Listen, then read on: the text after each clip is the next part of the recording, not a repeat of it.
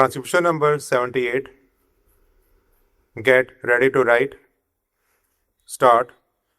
Madam Vice Chairman, yesterday the Honorable Minister made a very strong case for his resolution. He stressed the necessity for an integrated approach to these problems. He appealed in the name of national integration to accept this proposal. He also stressed the necessity of having emotional integration through this measure. Well, I am not against having an integrated approach as far as both education and agriculture are concerned. But my fear is whether this step in the present context will at all help the integrated approach which he wants and the national integration which he is aspiring for. Now I will concentrate more on the educational service. I was thinking about this problem after I heard the Honorable Minister yesterday with my state in my mind. Our state is considered to be one of those which are so far ahead in education, but unfortunately the situation there is not very happy. Coming to college education in our state, there are a large number of private colleges. There are a number of government colleges, and there are a few colleges directly under the university. Now, those college teachers who are directly under the university are considered to be the blessed few because they have a higher salary, fewer hours of work, and sometimes the number of students whom they have to teach happens to be very limited, whereas teachers with the same qualification employed in government colleges have to work 18 hours or even more, and they get a meager salary. The creation of these university teachers, instead of helping to integrate, is causing so much of discontent among the government college teachers. Now, this creation of an all India education service will create another few persons who may be much better placed than either the university teachers or the government college teachers. This state of affairs, I am afraid, will create more confusion rather than help integration. Now, as I mentioned earlier, there is a third category of private college teachers. Their condition is not very much better than that of high school teachers. In some cases, their condition is worse. The pay they used to get was so low, and whenever they got a better chance elsewhere, they used to leave these colleges and go.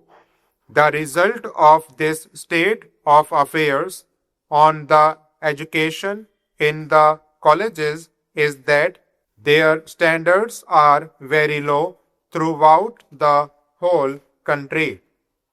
So, when I think of the integration of education in my state, leaving aside the other parts of India, I feel much more than introducing this All India service. Some other things have to be done in our state to remove this anomaly, and I feel that as far as college education is concerned, whether it be in the private sector or in the public sector, wherever it is, the government have to take the responsibility for college education. The pay and other things have to be almost similar as far as these private colleges, government colleges, and the university colleges are concerned. Unless that is done, you will not be able to integrate the educational system inside our state itself. In the final analysis, the result of the present state of affairs falls on the standard of the students. At one time, the colleges in the south, especially Tamil Nadu and Kerala, boasted themselves of having a higher standard compared to the colleges elsewhere. Now the position is entirely different. I am not speaking about Tamil Nadu. As far as my state is concerned, the standard has fallen very low, and the students coming from our colleges find it very difficult to get admission in other places. Secondly, speaking about technical education, our state, though rather high as far as literacy is concerned, in the matter of technical education is lagging far behind. A few institutions in the private sector, engineering colleges and medical colleges, are now permitted, but they are also, because of so many factors, the standards are very low, and the government have to do something by which at least the technical education is immediately taken over by the government. So to have an engineering college without the necessary appliances to teach is not only harmful to the students, but it is harmful to the state itself. So also regarding the medical colleges, these are the things on which I would like the government to pay primary attention, and then we can think of the All India services, etc. There is another anomaly. The students passing from our high schools cannot get admission in the colleges outside our state because the entire system is different.